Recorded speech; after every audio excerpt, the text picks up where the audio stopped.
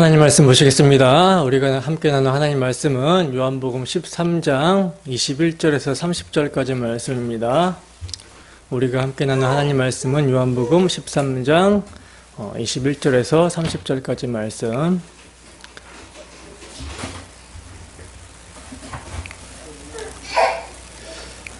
다 찾으셨으면 우리 함께 한 목소리로 합독하도록 하겠습니다. 시작.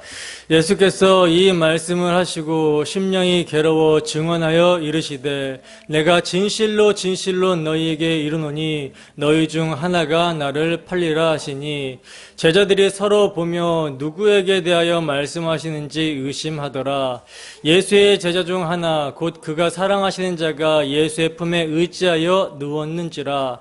시몬 베드로가 머리짓을 하여 말하되 말씀하신 자가 누구인지 말하라 하니 그가 예수의 가슴에 그대로 의지하여 말하되 주여 누구니까? 예수께서 대답하시되 내가 떡 한 조각을 적셔다가 주는 자가 그니라 하시고 곧 한 조각을 적셔서 가룟 시몬의 아들 유다에게 주시니 조각을 받은 후 곧 사탄이 그 속에 들어간지라. 이에 예수께서 유다에게 이르시되 내가 하는 일을 속히 하라 하시니 이 말씀을 무슨 뜻으로 하셨는지 그 앉은 자 중에 아는 자가 없고 어떤 이들은 유다가 돈깨를 맡았으므로 명절에 우리가 쓸 물건을 사라 하시는지 혹은 가난한 자들에게 무엇을 주라 하시는 줄로 생각하더라. 유다가 그 조각을 받고 곧 나가니 밤이러라. 아멘. 잠깐 기도하도록 하겠습니다. 하나님 아버지, 이 시간은 주의 말씀을 듣는 시간입니다. 주님께서 우리에게 듣는 마음을 허락하여 주셔서 말씀이 들려지는 귀한 역사가 있을 수 있도록 인도하여 주시옵소서. 주 성령께서 이 시간 말씀을 통해 역사하시지 아니하시면 우리가 듣는 바 이 말씀이 우리에게 유익이 없는 줄로 압니다. 하나님 간절히 바라옵고 원하건대 주 성령께서 복음의 말씀을 사용하여 주셔서 우리 주 예수 그리스도께서 우리와 같은 죄인을 위해서 어떠한 희생을 치르셨는지 그 복음의 사랑, 그 사랑의 깊이와 넓이와 크기와 높이를 알 수 있도록 인도하여 주시고 지혜와 계시의 영으로 넘치게 허락하여 주셔서 성경이 말씀하고자 하는 그리스도, 증거하고자 하는 그리스도, 그 그리스도의 사랑이 심령 가운데 새겨지는 귀한 역사가 있을 수 있도록 인도하여 주시옵소서. 하나님 이를 위하여 부족한 사람이 강단에 섰습니다. 하나님 자격 없습니다. 주님의 피 흘리심 의지하고 아버지 강단에 섰사오니 저희 입술과 마음의 생각을 주관하여 주셔서 온전히 주 예수 그리스도의 복음만을 선포하게 하시고 전하는 자나 듣는 자나 한 성령 안에서 복음으로 말미암는 하나됨의 귀한 역사가 있을 수 있도록 교통하심이 있을 수 있도록 주께서 역사하여 주시고 주관하여 주시고 함께하여 주시옵소서. 주님께서 말씀을 통해 역사하실 줄로 믿사오며 거룩하신 예수님 이름으로 기도드립니다. 아멘.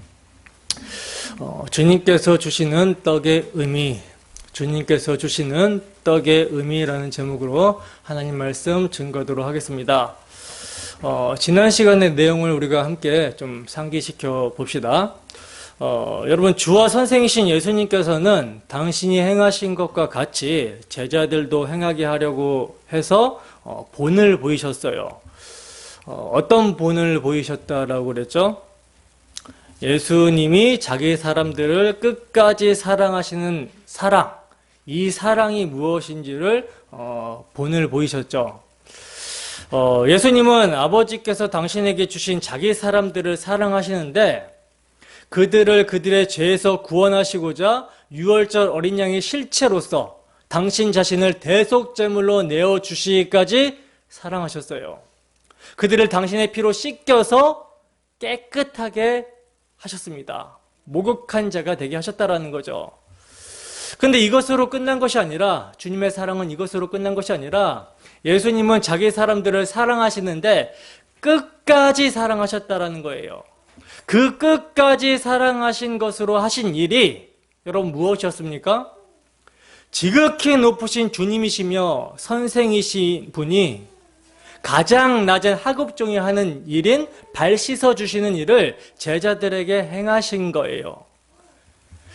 여러분, 이것은 제자들이 그들의 공로와 노력이 아닌 오직 예수의 피, 유월절 어린 양의 실체이신 예수님의 피로만 깨끗하여진 자들을 끝까지 책임지신다라는 의미라고 말씀을 드렸습니다. 그래서 가장 높으신 주인이시고 선생이신 예수님은요, 종의 자리로 내려오셔서 제자들을 섬겨주시고 예수의 피로 깨끗해진 그들의 깨끗함을 끝까지 책임져 주실 것을 발 씻겨 주심으로 보여주신 거예요. 이게 예수님이 자기 사람들을 사랑하시는데 끝까지 사랑하시는 사랑의 모습이었습니다. 그러니까 제자들을 계속 붙들어 주심으로 깨끗함을 입은 그리스도의 은총 안에 살아가게 하시겠다라는 거예요. 그렇다면 여러분, 예수님이 당신이 주와 선생이 되어 발을 씻겨 주신 것처럼 제자들에게도 서로 발을 씻겨 주라고 하는 의미는 무엇이겠습니까? 그 의미가 뭘까요? 예수님께서 내가 너에게 본을 보인 것처럼 너희도 서로 행하라고 하시잖아요. 서로 발을 씻겨주는 것이 옳다라고 말씀하시잖아요. 여러분, 이 의미가 무엇이겠습니까? 너나 나나 예수님의 대속의 피로 깨끗해졌고 오직 예수님의 끝까지 사랑하심의 은혜로 그 깨끗함이 유지된다라는 사실을 제자들 서로의 관계 안에서 나타내야 된다라는 것을 말하는 거라고 말씀을 드렸죠. 그러니까 주인이시며 선생이신 가장 높으신 예수님께서 가장 낮은 종의 자리로 내려오셔서 그들을 어떻게 사랑하시사 섬겨주셨는지를 알고 서로 종이 되어 그 예수님의 사랑과 은혜를 나타내라는 것입니다. 주님은 이것이 복이라고 말씀을 하셨어요. 근데 여러분, 예수님께서 제자들의 발을 씻겨주신 의미를 알고 서로 발을 씻어주는 것이 복인데 예수님은 이 말씀을 제자들 모두를 가리켜서 한 말씀이 아니라고 하시죠. 이 말은요, 제자들 중에 어떤 사람은 예수님의 발 씻어주심에 끝까지 사랑하심과 관계가 없고 주님께서 본을 보이신 서로 발 씻어주는 삶을 살 수 없다라는 말씀을 하신 거예요. 여러분, 주님은 당신이 택하신 자들을 아신다라고 말씀을 하셨습니다. 그러니까 주님께서는 12제자를 택하여 부르실 때 그중 한 사람이 당신을 배반하여 파실 것을 아시고 부르셨다는 거예요. 왜? 왜냐하면 성경이 응하여야 되기 때문에. 그래서 예수님은 시편 41편의 말씀을 인용하고 계신 것이죠. 다윗을 배신한 아이도벨의 이야기가 예수님 당신에 대한 예언이었다라는 것을 말씀하셨던 거예요. 그리고 더 나아가 예수님께서 미리 제자들에게 이러한 말씀을 하시는 것은 제자들 중 한 명이 당신을 팔게 될 때 예수님이 바로 시편에서 가리킨 구약 성경이 증거하고 있는 그인 줄 믿게 하기 위해서다라고 하시는 것입니다. 여러분, 예수님의 12제자 중에 한 명은요, 예수님과 관계가 없는 유기된 자가 됩니다. 제가 이 사실에서 우리는 엄숙한 경고를 받을 수 있어야 된다라고 말씀을 드렸었죠. 왜냐하면 12제자는 뭘 상징해요? 교회를 대표하고 상징하고 있으며 이들 중에 한 명이 유기가 된다라는 사실에서 우리는요, 오늘날 교회 안에 예수님을 믿는다고 하는 많은 사람들 중에 예수님과 처음부터 관계가 없는 자들이 있을 수 있음을 말씀하고 있는 것이기 때문이라는 거예요. 여러분, 예수님의 제자들은요, 예수님으로부터 사도로 부르심을 받았고 택하심을 입은 자들이었습니다. 예수님의 공생의 3년 내내 동거동락하면서 늘 함께 했었고 예수님의 모든 말씀과 예수님의 모든 표적을 듣고 본 자들이라는 거예요. 그리고 심지어 예수님께서 주신 능력으로 모든 귀신을 제어하며 병든 자를 고치고 하나님 나라의 복음을 전파하며 그렇게 예수님을 증거한 자들이라는 것이죠. 누가복음 9장 1절에서 6절 말씀 볼까요? 누가복음 9장 1절에서 6절 말씀입니다. 함께 읽습니다. 시작. 예수께서 12제자를 불러 모으사 모든 귀신을 제어하며 병을 고치는 능력과 권위를 주시고 하나님의 나라를 전파하며 앓는 자를 고치게 하려고 내보내시며 이르시되 여행을 위하여 아무것도 가지지 말라. 지팡이나 배낭이나 양식이나 돈이나 두 벌 옷을 가지지 말며 어느 집에 들어가든지 거기서 머물다가 거기서 떠나라. 누구든지 너희를 영접하지 아니하거든 그 성에서 떠날 때 너희 발에서 먼지를 떨어버려 그들에게 증거를 삼으라 하시니 제자들이 나가 각 마을에 두루 다니며 곳곳에 복음을 전하며 병을 고치더라. 아멘. 여러분, 지금 예수님께서 부르신 12제자들 중에 예수님이 능력을 주시고 전도하라고 보낸 12제자 중에 누구도 지금 포함되어 있습니까? 가룟 유다도 포함이 되어 있는 것이죠. 그러니까 여러분, 택하신 자가 아니라 할지라도 목사가 있을 수 있는 것이고요, 전도자가 있을 수 있는 것이고 선교사가 있을 수 있다는 거예요. 교회 안에 정말 열심히 있는 자들 중에서도 처음부터 예수님과 관계없는 자가 있을 수 있다는 것입니다.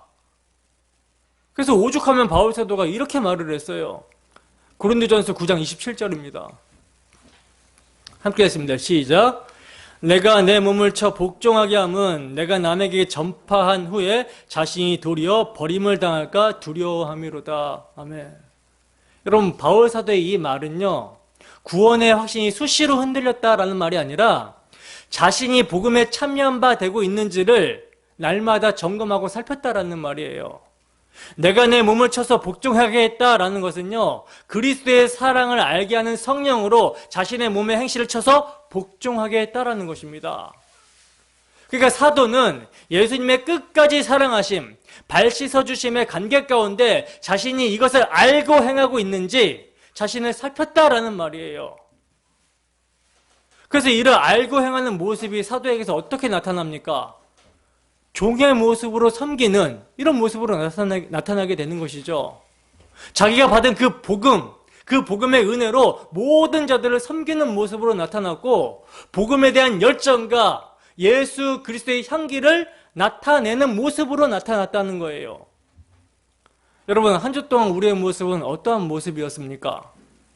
주님의 끝까지 사랑하심, 발 씻어 주심으로 우리와 관계하시는 주님의 은혜와 사랑을 알고 종이 되어서 그리스도의 향기를 나타내며 사셨습니까? 교회 안에서는 서로 받을 자격 없는 자에게 부어진 주님의 그 엄청난 은혜와 사랑을 상기시키며 사랑과 선행을 격려하며 모이기를 힘쓰라고 권하며 형제의 유익을 위해 사셨습니까? 여러분, 제가 성경을 근거하여 분명하게 말씀을 드릴 수 있는 것은요, 여러분들이 예수의 피로 깨끗하게 씻김을 받고 구원받은 자들이 맞다면 우리는 율법적으로 모든 일을 행하지 않습니다. 그러니까 우리는 신의 산에 있는 자들이 아니라는 거예요. 지키지 않으면 저주, 지키면 축복, 이것을 근거로 하나님과 거래하고자 하는 그런 자들이 아니라는 것입니다. 예배의 모임도 마찬가지죠. 지키지 않으면 지옥, 두려워서 예배의 모임을 사수하는 자들이 아니라 예수의 피로 하나님을 예배할 수 있는 자리가 생명이기 때문에 이 자리가 세상의 그 무엇보다도 비교할 수 없는 은혜의 자리이며 복 그 자체이기 때문에 모이기를 사수하는 거예요. 그래서 성경이 뭐라고 합니까? 예배로의 모임을 폐하지 말고 그 날이, 주님이 오실 날이 가까우면 가까울수록 모이기에 힘쓰라고, 서로 권하라고 하는 거예요. 여러분, 믿음으로 함께 드리는 우리의 예배는요, 시온산, 곧 살아계신 하나님의 도성인 하늘의 예루살렘에서의 예배입니다. 때문에 우리의 예배는요, 수많은 천사들과 하늘에 등록된 장자들의 집회와 만민의 심판자이신 하나님과 완전하게 된 의인의 영들과 새 언약의 중재자이신 예수와 그가 뿌리신 피 앞에 나온 것을 의미한다라는 거예요. 아무리 적은 인원이 모여도 우리는 이러한 예배를 드리고 있는 것입니다. 믿으십니까, 여러분? 그렇다면 여러분, 우리가 어떻게 우리와 같은 죄인이 하나님께 나아갈 수조차 없는 이런 우리와 같은 죄인이 어떻게 이러한 예배를 드릴 수 있게 되었습니까? 어떻게 하나님과 화목하는, 하나님의 은혜가 부어지는, 하나님의 생명력이 부어지는 이 예배의 자리에 나오게 된 것입니까? 예수의 피입니다. 예수의 피. 이 피가요, 여러분, 어떤 의미인지를 알게 되면, 이 피가 어떤 희생의 피인지를 알게 되면,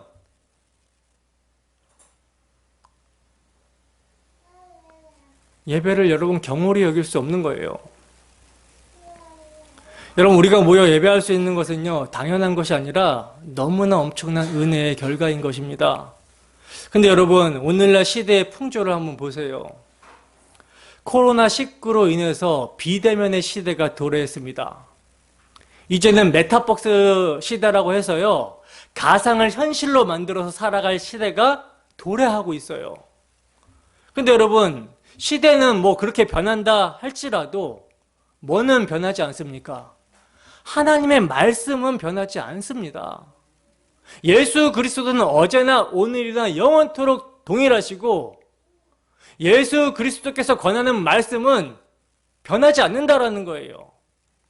하나님의 말씀은요, 주님께서 다시 오시는 날까지 그 날이 가까우면 가까울수록 모임을 비대면으로 하라고 하는 것이 아니라, 그래서 모임을 패하는 어떤 자들의 습관과 같이 하라는 것이 아니라 모이기를 힘쓰라고 서로 권하라고 말씀하고 있다는 것입니다. 그런데 오늘날 보면요, 교회의 모임이 패하는 추세로 가고 있어요. 그 많던 교회의 모임이 패해지고 있습니다. 새벽 기도회, 저녁 기도회, 수요 금요 예배, 주일 예배 등등 패하는 추세로 가고 있어요. 그리고 코로나19로 1만 교회가 여러분 문을 닫았다라고 합니다. 1만 교회가. 여러분, 우리는 이 사실에 마음이 아프십니까? 성경은 말세에 많은 사람들의 사랑이 식어지게 된다라고 말씀을 하고 있어요. 말세가 가까울수록 많은 사람들의 열정과 사랑이 식어져 가게 된다라고 말씀을 하고 있습니다. 그러나 그리스도의 끝까지 사랑하심을 아는 성도들에게는 뭐라고 권면합니까? 서로 피차 뜨겁게 사랑하라, 이렇게 권하고 있어요. 여러분, 우리의 모습은 어떠한 모습입니까? 이 시간 우리 자신을 돌아보는 시간이 되기를 소원합니다. 영광의 주께로부터 받은 믿음이 있는 자들은요, 성령께서 사용하시는 그리스도의 복음의 말씀의 권고를 듣는다는 거예요. 그러므로 이 시간 말씀을 통해 우리 자신이 감추고 포장하고 있는 모든 위선과 가식들이 낱낱이 벗겨져서 오직 주의 긍휼만을 구하고 복음의 덮으심의 은혜로 말미암는 감격과 감사, 주를 향한 사랑의 갈망함이 넘쳐나기를 주님의 이름으로 축원합니다. 본문 21절에서 22절 말씀입니다. 함께 읽습니다. 시작. 예수께서 이 말씀을 하시고 심령이 괴로워 증언하여 이르시되 내가 진실로 진실로 너희에게 이르노니 너희 중 하나가 나를 팔리라 하시니 제자들이 서로 보며 누구에게 대하여 말씀하시는지 의심하더라. 아멘. 여러분, 오늘 본문에 나오는 가룟 유다는요, 아마 자신이 기독교인이라고 하는 모든 사람에게 가룟 유다를 어떻게 생각하냐고 이렇게 물어보면 가장 나쁜 사람이라고 대답할 것입니다. 제자가 스승을 팔았다라는 것도 그렇지만 메시아이신 예수님을 팔았다라는 것만으로도요, 손가락질과 침뱉음을 받아 마땅하다라는 거예요. 근데 여러분, 많은 사람들이요, 주의를 기울이지 못하고 있는 것이 있는데, 그게 뭐냐면 자신을 가룟 유다보다 나은 사람이라는 위치에서 가룟 유다를 욕하고 있다는 사실입니다. 다시 말하자면 나는 가룟 유다가 아니다라는 입장에 서 있다는 거예요. 때문에 가룟 유다를 욕하는 것에 기꺼이 동참하고 있는 모습이라는 것이죠. 그러나 여러분, 예수님이 가룟 유다에 대한 말씀을 하시는 것은요, 단지 가룟 유다의 잘못을 규탄하고 그의 악한 계획을 폭로하기 위한 것만이 아니라 하나님을 떠난 죄인의 모습이 어떠한 모습인지를 말씀하시고 가르치시고자 하시는 거예요. 그러니까 가룟 유다에 대한 이야기는요, 사실 우리에 대한 이야기라는 것입니다. 때문에 우리는 말씀을 통해서 우리의 모습이 가룟 유다와 별반 다르지 않음을 알게 되면 가룟 유다보다 더 나은 사람이라는 위치에서 욕을 하게 되는 것이 아니라 가룟 유다와 같은 우리를 긍휼히 여기신 주님의 은혜만을 찬송하고 찬양하게 되는 거예요. 이런 관점에서 우리는 성경을 봐야 됩니다. 그래서 보시면 예수님께서 이 말씀을 하시고 심령이 괴로워 증언하셨다라고 말씀을 하고 있는데, 여러분, 예수님께서 하신 이 말씀은 뭐예요? 제자들의 발을 씻겨주신 다음에 하신 말씀이죠. 예수님은요, 마귀가 유다의 마음에 예수님을 팔려는 생각을 넣었을 때 이미 그것을 아시고 제자들의 발을 씻기신 후에 너희가 깨끗하나 다는 아니다 라는 말씀을 하셨어요. 이건 예수를 팔려고 생각하지 아니한 제자들은 깨끗하고 예수를 팔려고 생각한 유다는 더럽다라는 의미로 말씀하신 것이 아니라 유다와 예수님의 관계를 염두에 두고 하신 말씀이라는 것이죠. 이것이 1절에서 말씀하신 끝까지 사랑하신다는 것과 연관이 되는 거예요. 그러니까 제자들 중 한 사람 가룟 유다는요, 주님의 끝까지 사랑하시는 그 책임지는 사랑에 속해 있지 않다라는 말씀입니다. 예수님은요, 누가 당신의 택한 사람인지, 당신을 배신할 사람인지 팔 사람인지 아신다는 거예요. 때문에 이 말씀을 하시고 심령이 괴로워 증언을 하시는데, 진실로 진실로 너희에게 이르노니 너희 중 하나가 나를 팔리라 하고 말씀하십니다. 여러분, 우리는 여기서 뭘 보게 됩니까? 육체를 입으신 하나님으로서의 주 예수의 모습을 보게 되죠. 여기에서는요, 사도들 중에 하나가 고의적으로 당신을 배반하는 배반자가 되는 것을 보셔야 되는 쓰라린 주님의 슬픔이 묻어나고 있어요. 3년 동안이나 그와 교제하며 계속하여 교제해온 사람이 이제 주님을 향하여 발꿈치를 든다는 것은요, 실로 쓰라린 시험인 것입니다. 성경을 응하게 하기 위해서 가룟 유다는 예수님을 배신하는 것이지만, 주님은 하나님을 대적하는 가룟 유다를 보실 때 심령이 괴로우셨다라는 것이죠. 참으로 우리의 연약함을 동정하시지 못하실 분이 아니라는 모습이 여기서 드러나고 있는 거예요. 그렇게 이제 예수님이 너희 중 하나가 나를 팔리라 이렇게 말씀하시자 제자들이 어떤 모습을 보이냐면 서로를 보면서 누구를 두고 하시는 말씀인지를 의심합니다. 아마 그들은 나는 분명 아닌데 과연 누구를 두고 하신 말씀인가 라는 생각으로 이 사람 저 사람에 대해서 의심하면서 그럴 가능성이 있는 사람을 나름대로 짐작해 봤던 거예요. 여러분, 분명 유다를 제외한 나머지 제자들은 예수를 팔 생각을 하지 않았어요. 때문에 그들은 저마다 자신에 대해 나는 아니다라는 확신을 가지는 것이 당연한 모습처럼 보여집니다. 그렇죠? 그러나 이런 경우 참으로 인간의 존재성에 대해서 깊이 파악하고 있는 사람이라면 여러분 어떤 모습이 보여져야 될까요? 인간의 존재성에 대해서 깊이 파악하고 있는 사람이라면 어떤 모습이 보여져야 되죠? 당연히 자신에 대해서도 의심해야 되는 모습이 보여져야 옳은 모습인 것이죠. 지금 당장은 내가 그런 생각을 가지지 않고 있다 할지라도 나중에 충분히 그런 생각을 가질 수 있는 사람이라는 것을 염두에 두어야 된다는 거예요. 지금은 내가 예수를 배신하고 팔 생각이 전혀 없지만 알 수 없는 상황과 형편에 처하게 되면 얼마든지 생각이 변하고 달라질 수 있는 존재가 나라는 존재라는 사실을 알아야 된다는 것입니다. 근데 이런 인간의 죄성에 대해서 깊이 인식하지 못하다 보니까 어떤 태도를 보여요? 항상 나는 아니다, 나는 괜찮다라는 생각에 굳어져 있는 거예요.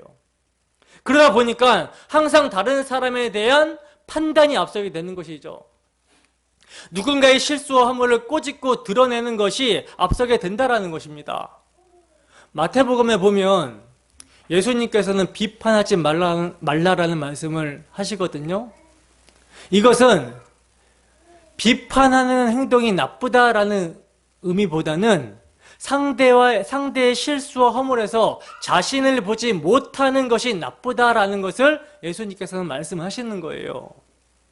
사도 바울도 형제 중에 범죄한 일이 드러나게 되면 온유한 심령으로 그러한 자를 바로잡되 너 자신을 살펴서 너도 시험을 받을까 조심하라, 이렇게 말씀을 하고 있습니다. 이것은 여러분, 우리가 권면할 때 굉장히 중요한 태도거든요. 왜냐하면 정죄와 비판은요, 상대의 허물에서 자신의 의로움을 보기 때문에 나오는 모습이기 때문이라는 거예요. 만약 상대방에게 있는 허물이 나에게도 있을 수 있는 허물로 여겨진다면 그를 비판하기에 앞서서 자신도 그와 같이 허물 많은 자임을 인식하게 될 것입니다. 그럴 때 뭐가 나오겠어요? 그를 판단하고 비판할 자격이 자신에게 없다는 사실을 알게 되고 긍휼히 여기는 모습이 나오게 되는 것이죠. 그러나 제자들은요, 너희 중 하나가 나를 팔리라고 하는 예수님의 말씀을 들었을 때 서로 보면서 의심했습니다. 이러한 모습이 있다라는 것은요, 나는 아니다라는 기준으로 다른 사람을 봤던 거라는 거예요. 여러분, 제자들의 이러한 모습은요, 지금 설교를 듣고 있는 우리의 모습일 수도 있습니다. 하나님의 말씀은 살았고 활력이 있어서 좌우의 날성 어떤 검보다 예리하여 혼과 영과 관절 및 골수까지 찔러 쪼개기까지 하며 또 마음의 생각과 뜻을 판단하신다라고 말씀하고 있는데, 우리의 죄성은 하나님 말씀 앞에 정직하게 직면하여 벌겨벗겨지는 것이 아니라 자꾸 나는 아니라고 하면서 무화과 나무잎 같은 우리의 행위로 포장하려고 한다는 거예요. 핑계를 내려고 한다는 것이죠. 그리고는 이 말씀은 아무개 집사, 아무개 건사, 누가 들어야 되는데 할 때가 많다라는 것입니다. 그러나 여러분, 하나님의 말씀을, 즉 복음을 듣는 올바른 태도는요, 항상 나에게 하는 말씀으로 들어야 되는 거예요. 그 말씀 앞에서 자신이 벌거벗겨져야 우리에게 큰 대제사장, 승천하시니 곧 하나님의 아들 예수 그리스도를 믿는 그 믿음으로 가게 되는 것입니다. 예수 그리스도를 붙드는 모습으로 가게 되는 거예요. 이게 덮어주심의 은혜인 것이죠. 이 덮어주심의 은혜를 경험해야 이 은혜로 말미암아 하나님을 사랑하게 되는 거예요. 그렇지 않으면 하나님의 말씀은 무거운 짐이 됩니다. 계속 도망치다 보면. 본문 23절에서 25절입니다. 함께 했습니다. 시작. 예수의 제자 중 하나 곧 그가 사랑하시는 자가 예수의 품에 의지하여 누웠는지라. 시몬 베드로가 머리짓을 하여 말하되 말씀하신 자가 누구인지 말하라 하니 그가 예수의 가슴에 그대로 의지하여 말하되 주여 누구이니까. 아멘. 자, 이렇게 이제 예수님께서 너희 중 하나가 나를 팔리라 하고 말씀하시자 제자들이 서로 보며 누구에게 하시는 말씀인지 의심하고 있을 때 예수의 제자 중 하나 곧 그가 사랑하시는 자가 예수의 품에 누웠다라고 말씀을 하고 있어요. 여기서 예수의 품에 누운 예수님이 사랑하시는 자는요, 지금 요한복음을 기록하고 있는 요한 사도 자신을 말씀하고 있는 거예요. 그러니까 요한 사도가 굉장히 예수님과 친밀했음을 알 수 있는 대목이라는 것이죠.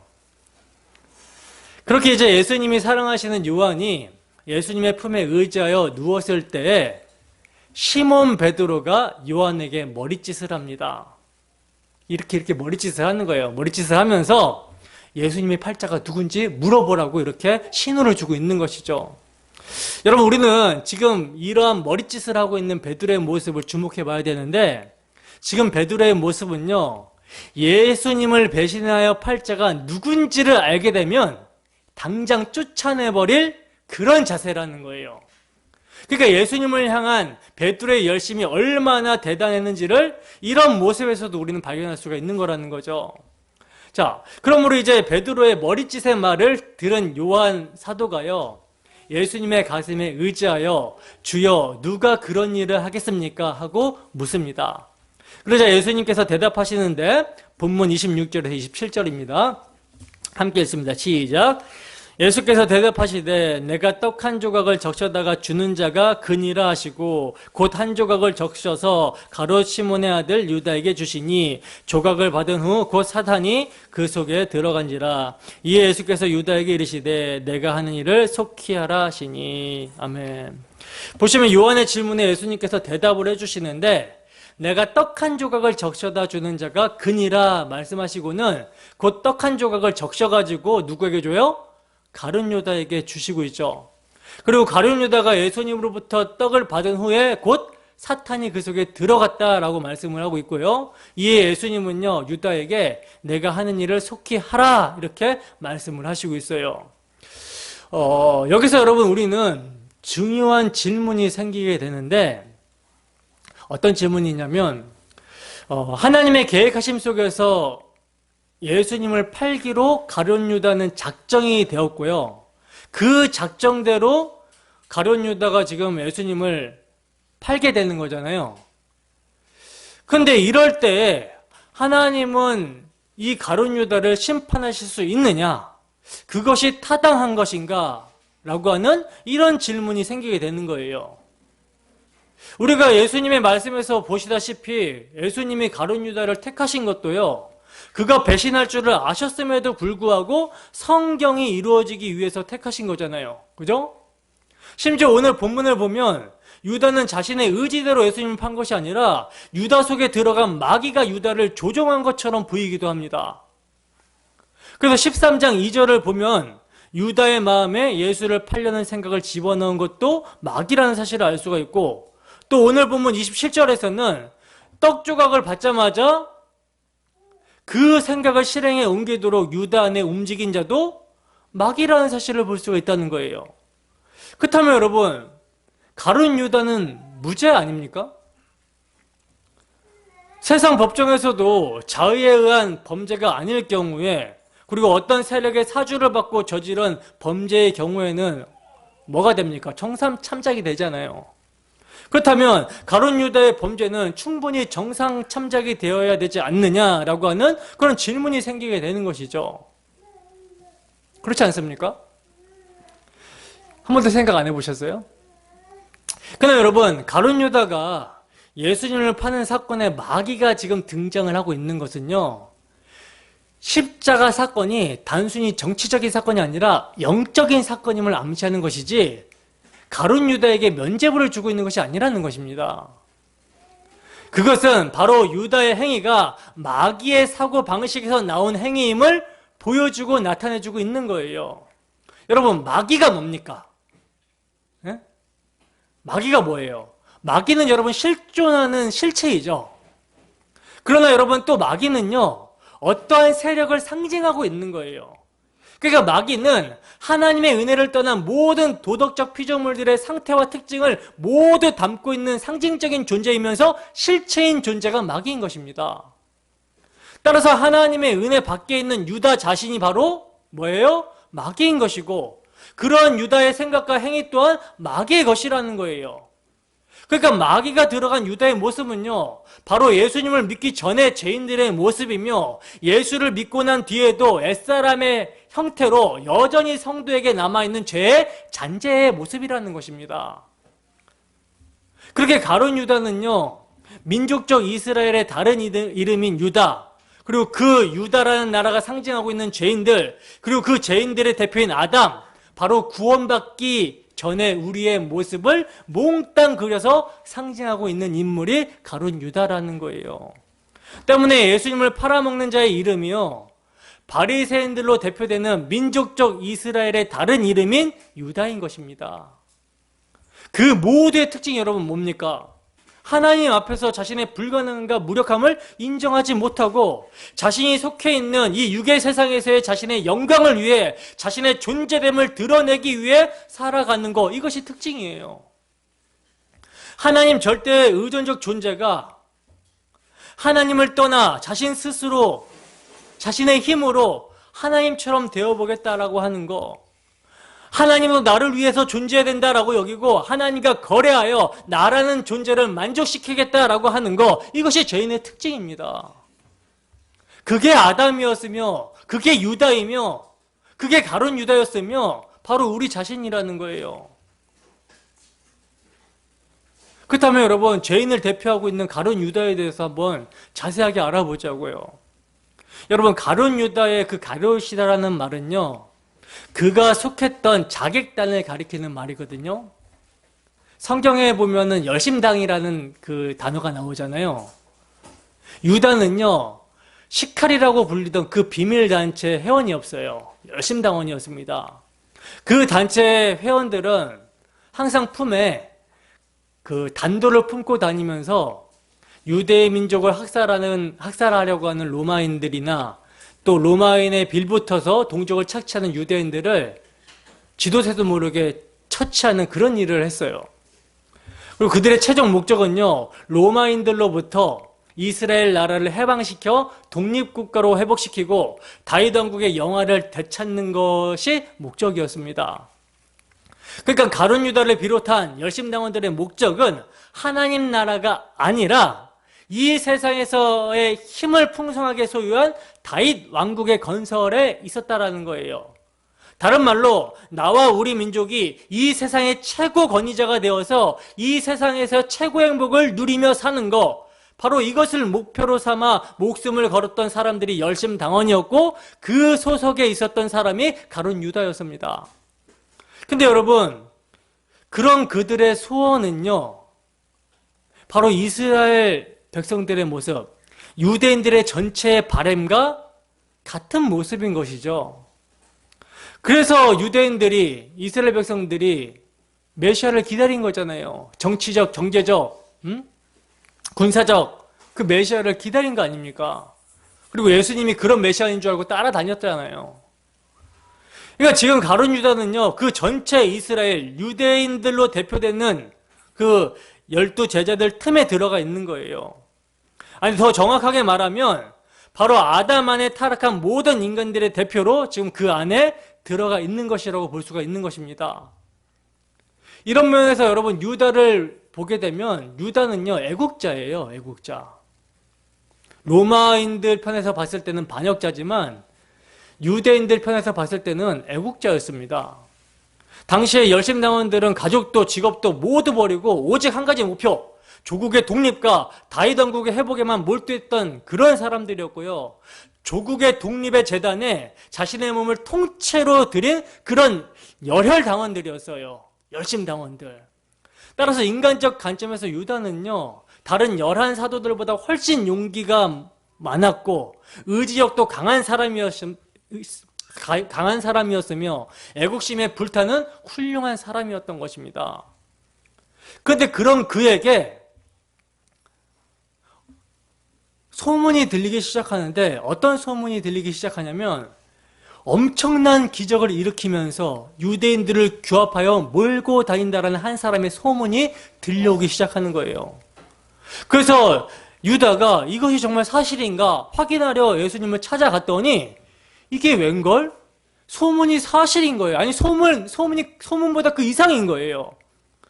그러니까 그는 예수님의 힘을 이용해서 자신의 목적을 성취하기 위해서 찾아갔는데, 자신이 예수님을 직접 보게 되니까 야, 진짜 자신의 꿈이 이루어질 것 같은 소망이 생긴 것입니다. 그래서 예수님을 따라다닌 거예요. 3년 동안. 이것은요, 가룟 유다뿐만 아니라 다른 제자들도 마찬가지였어요. 그러니까 세베대 아들 야고보와 요한이 자기 엄마를 시켜서 예수님에게 청탁까지 했던 것이죠. 그 엄마가 예수님에게 뭐라고 합니까? 당신의 나라가 임하게 되면, 그래서 다윗 왕국이 회복이 되게 되면 우리 아들 중 하나는 우의정 시켜주고 또 하나는 좌의정 시켜달라고 이렇게 청탁을 하잖아요. 그리고 이것 때문에 어떻게 됩니까? 제자들 사이에서 싸움이 일어나게 되죠. 누가 높은가 이렇게 싸움이 일어나게 되잖아요. 그러니까 똑같아요, 지금 제자들의 모습은. 근데 그렇게 가룟 유다는 호시탐탐 민중의 그 봉기의 날을 기다리며 가슴속에 품고 있는 애국의 칼을 이렇게 막 갈고 있는데, 자기의 꿈을 실현해줄 지도자인 예수는 어떤 모습이에요? 자꾸 내가 죽는다라는 소리만 하고 있고 이러는 거예요. 자꾸 약한 소리를 하는 것입니다. 특히 자신을 포함한 12제자들의 발을 씻겨주신 그 날에는 노골적으로 자신이 죽으실 것이라는 말씀을 하고 있습니다. 그래서 유다는요, 자기의 스승을 자극하기 위해서 그분을 죽이려는 자들을 동원하여 그를 공격하도록 계획을 한 거예요. 왜냐하면 가룟 유다는 자기 스승에게, 예수에게 힘이 있다는 것을 누구보다도 잘 알았어요. 유다는 그분이 오병이어로 수만 명을 먹이시는 것을 보았고, 무리를 걷는다든지 풍랑이라는 그 폭풍 가운데 그 폭풍을 잠잠케 한다든지 엄청난 능력을 소유한 분이심을 잘 알고 있었습니다. 그래서 누군가가 그분을 붙들기 위해서 공격을 해오게 되면 그분이 분명 분노하실 것이고, 그 분노가 민중의 봉기로 이어질 것으로 추측을 했던 거예요. 왜냐하면 그때는 어떤 때입니까? 예루살렘의 유월절을 지키기 위해서 유대인들이 엄청나게 모였던 때예요. 한 200만 명 이상이 운집했던 그런 때입니다. 그래서 로마 군들도요, 초긴장 상태로 떨고 있었기 때문에 거기서 예수님이 분노해서 민중들을 결집시키면 얼마든지 엄청난 규모의 독립전쟁이 일어날 수 있는 그런 상황이었다는 것이죠. 그래서 그 당시에 총독이었던 빌라도가 로마 황제에게 보낸 편지들을 이제 보게 되면요, 그 편지들마다 빠지지 않고 들어있던 내용이 있어요. 그게 뭐냐면 증왕군에 대한 내용이었다고 합니다. 빌라도는 지금의 병력으로는 도저히 유대인들을 장악할 수 없다라는 그런 내용의 편지를 수시로 황제에게 보낼 정도로 당시 유월절 명절에 유대인의 치안은 허술했다는 거예요. 그래서 가룟 유다는 그때가 절호의 기회다라고 생각했던 거라는 거죠. 근데 자꾸 예수님은 자신이 죽겠다라고 하시니까 유다가 극약 처방을 생각해내었던 것입니다. 여러분, 제가 전에도 말씀을 드렸지만 가룟 유다는요, 단순히 돈 때문에, 돈이 탐나서 예수님을 판 게 아니에요. 만약 가룟 유다가 은 30세겔 이것이 탐이 나서 예수님을 팔았던 것이라면 그가 나중에 그는 무지한 자다라고 소리치면서 그 돈을 땅바닥에 내동댕 치지 않았을 것입니다. 얼른 가지고 도망가겠죠. 돈이 탐났다면.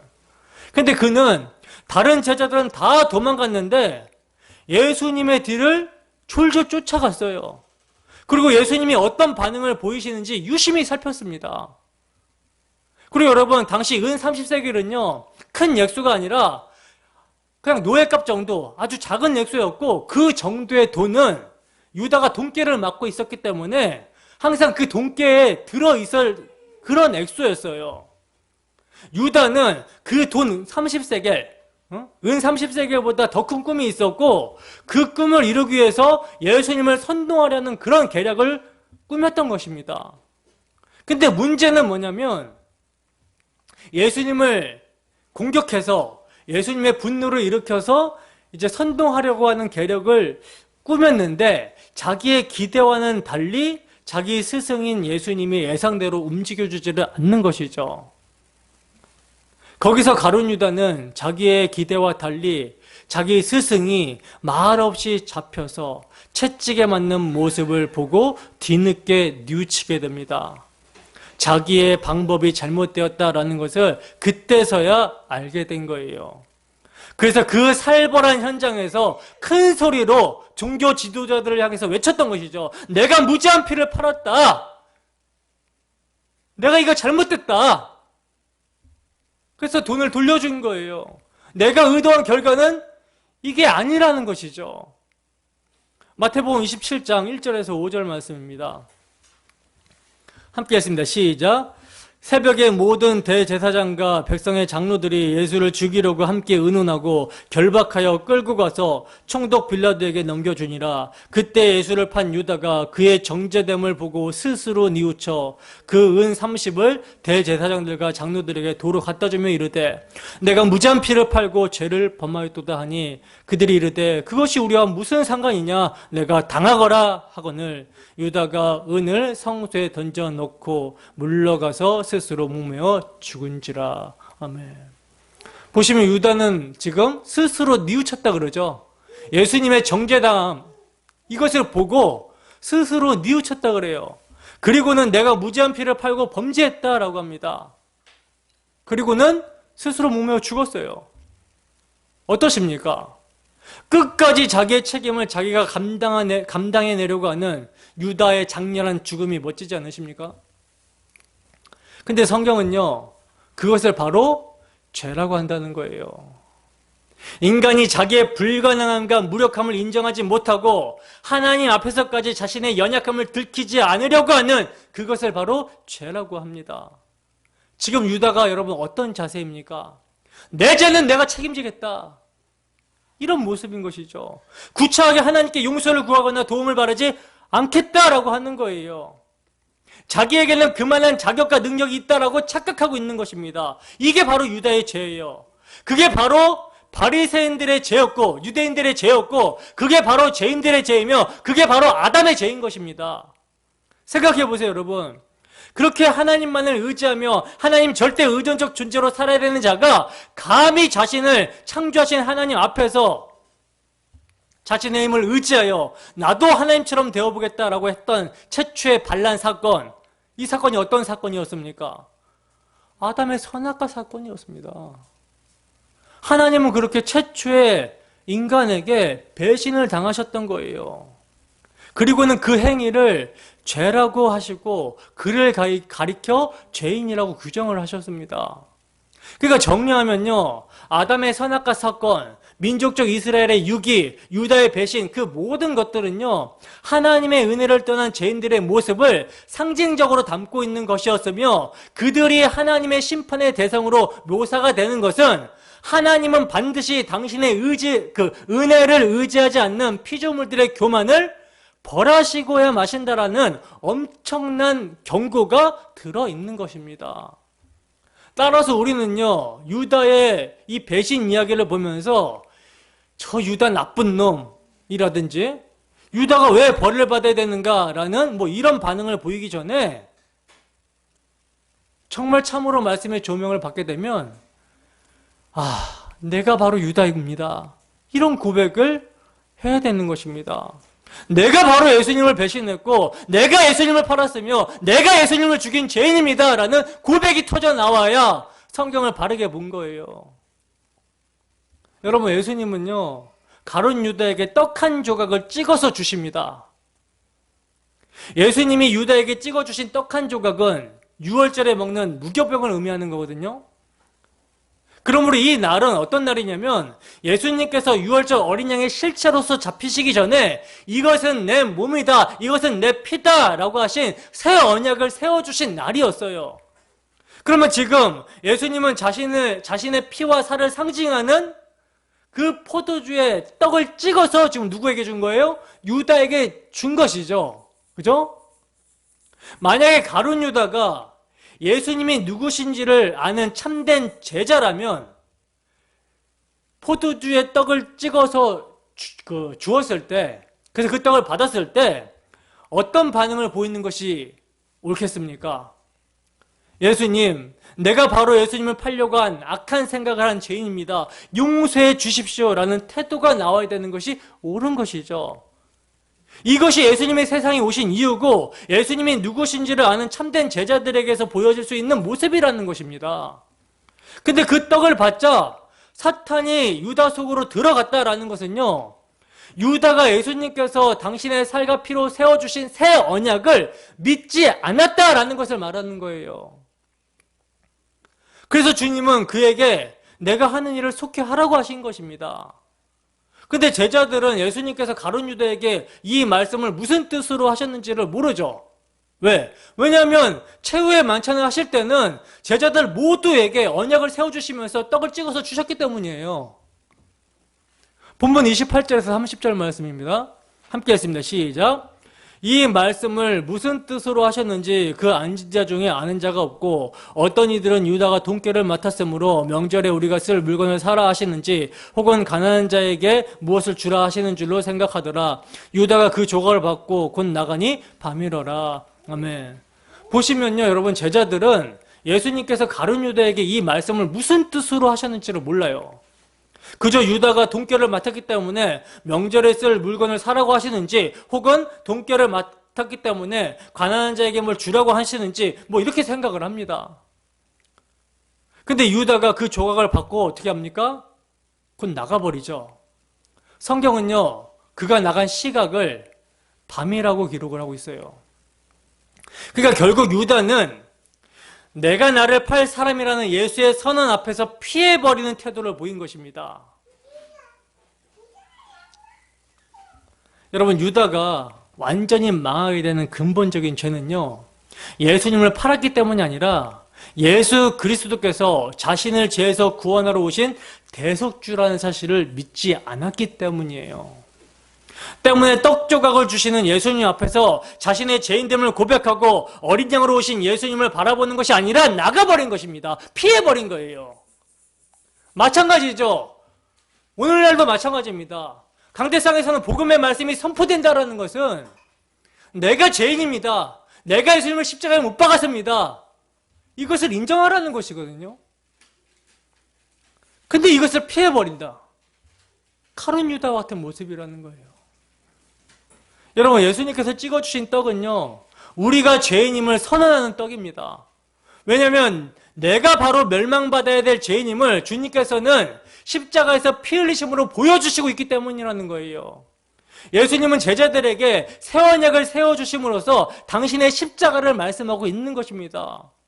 그래서 마치 유다에게 떡 조각을 주시면서 내가 날 팔자다 라고 선언하시는 것처럼 십자가에서 너희가 멸망받아 마땅한 죄인이라는 것을 선언하시는 거예요. 그러므로 유다에게 들어간 마귀적 사고는요, 자신의 죄를 고발하는 십자가 앞에서 그 죄를 인정하고 대속하시는 예수님의 피의 은혜를 믿지 않았다라는 거, 이것이 죄라는 것입니다. 그래서 성령이 오게 되면 죄를 무엇으로 정의하십니까? 성령이 임하게 되면 죄가 뭘로 정의가 되죠? 예수님을 믿지 않는 것이 죄다라고 그래요. 그리고 30절에 유다가 나가니 밤이러라 말하는 것도요, 물론 그 시간이 밤이었다라는 뜻으로 볼 수 있지만 요한복음은 영적인 책이라고 말씀을 드렸죠. 유다와 같은 상태가 곧 밤, 어둠이라는 것을 의미하는 표현으로 생각해 볼 수도 있는 거예요. 십자가의 은혜와 사랑 앞에서 자신의 의를 포기하지 않는다면 그것이 곧 뭐다? 어둠이라는 것입니다.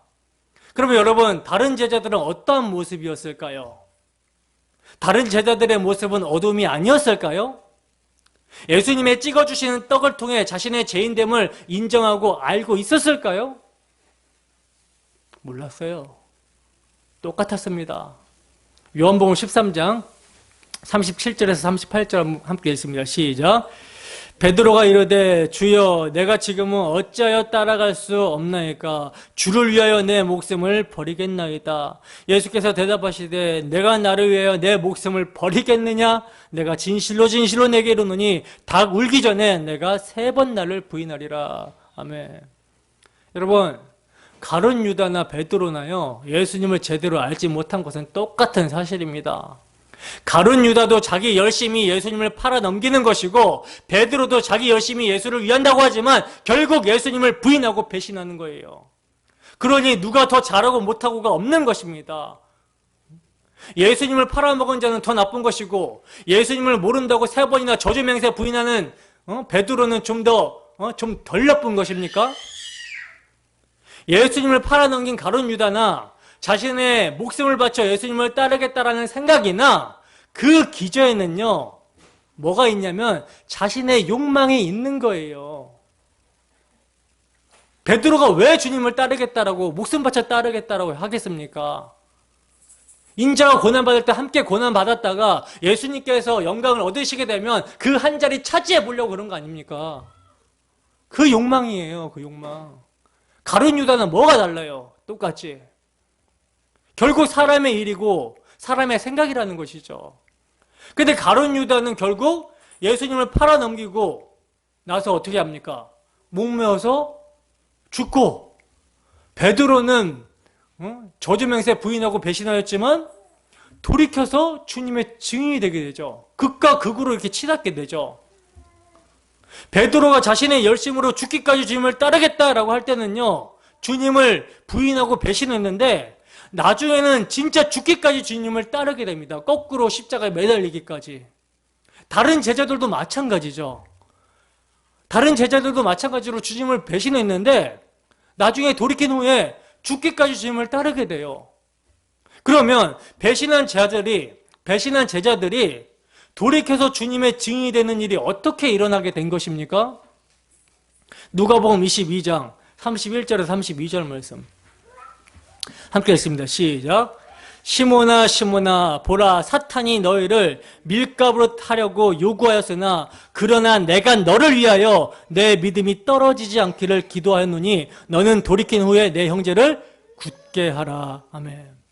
보시면 여러분, 가룟 유다에게는 사탄이 들어갔는데요, 베드로와 제자들에게는 사탄이 밀가부로 타려고 하였으나 예수님께서 그들을 위해 기도하셨다라는 거예요.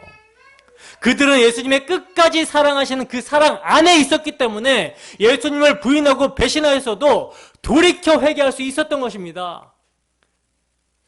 자신이 예수님을 배신하고 죽인 자라는 것을 인정하고 예수님께서 그들을 위해 흘리신 피를 믿었다라는 거예요. 주께서 흘리신 피가, 십자가 사랑이 제자들을 강건하여 이제 그들을 위해 죽었다가 다시 사신 예수를 위해 살게 하더라는 것입니다. 그래서 그들이 예수님의 치욕을 짊어지고 회개한 이후에는 십자가를 즐거이 지고 가는 삶을 살더라는 거예요. 이것이 바로 성령이 임한 그리스도의 끝까지 사랑하심을 입은 자의 모습이라는 것입니다. 여러분, 우리가 주를 위한다라고 하는 열심과 결단이 얼마나 믿을 만한 것이 못 되는지 아십니까? 우리가 주를 사랑한다고요? 문 밖에 드릴 것 없어 이 문 바친다고요? 십자가 앞에 먼저 서시기 바랍니다. 십자가 앞에 먼저 서세요. 자기 열심으로 주님을 위한다고 했던 모든 일들이 자기 사랑과 자기 탐심으로 위장된 것이었음을 주님의 십자가 앞에서 폭로당하고 이것이 주님을 못 박은 죄라는 사실을 인정하시기 바랍니다. 이것이 먼저예요. 그리고 이러한 죄인을 그의 피로 씻기고 덮으시는 넘치는 사랑과 은혜를 믿고 일어서셔야 되는 것입니다. 여러분, 우리는 이 복음으로 형제를 굳게 세워줘야 되는 거예요. 나는 이렇게 예수님을 부인하고 십자가에 못 박은 죄인인데 예수님은 나를 끝까지 사랑하심으로 그의 피로 씻기시고 용서하셨다. 당신도 이러한 은혜를 받기 원한다. 은혜가 임하기를 원한다. 여러분, 주님의 끝까지 사랑하시는 사랑을 각성하게 되면요, 우리가 누구를 자랑하게 될까요? 나 자신을 여전히 자랑하게 될까요? 나 자신을 위해서 살게 될까요? 나 자신의 만족과 이기심을 위해서 살아가게 될까요? 아니죠. 예수님의 이 사랑을 알게 되면 범사에 우리 주 예수 그리스도 외에는 자랑할 것이 없는 것입니다. 무엇을 신뢰하지 않겠습니까? 육체를 신뢰하지 않는 것이죠. 그러면 여러분, 우리가 받은 믿음이 있는지, 그 받은 믿음이 사랑으로 역사하고 있는지 우리 자신을 항상 점검해야 되는 거예요. 우리에게 임한 성령은요, 그리스도를 증거하는 영입니다. 그리스도를 증거하고 그리스도의 사랑을 알게 하시는 영이에요. 때문에 우리의 예배와 섬김과 봉사가 모두 성령의 역사로 감당해야 되는 것이며 그 일을 통해서 오직 그리스도만 자랑이 되어야 되는 것입니다. 그래서 눈에 보이지 않는 하나님 나라가 소망이 되고 그 소망에 의한 행함이 나타나게 되는 것을 믿음의 행함이라고 하는 거예요, 여러분. 저는 우리 디아스포라 교회가요, 예수님께서 우리를 위해서 행해 주신 일을 깊이 알아가면 알아갈수록 주 예수를 더욱 사랑하는 자들이 되기를 소원합니다. 이를 위해서 기도합니다. 나 같은 죄인을 사랑하시는 그리스도의 사랑은 나를 사랑하사 나를 위하여 자기 목숨을 버리신 하나님의 아들을 믿는 믿음 안에서 살게 한다는 거예요. 그 믿음은요, 세상이 감당할 수 없는 믿음입니다. 그들의 열정은 예수를 위한 일이라면 죽기를 두려워하지 않는 열정이에요. 이 은혜가 오늘 우리 모두에게 임하기를 주님의 이름으로 축원합니다. 찬양하고 함께 기도하겠습니다.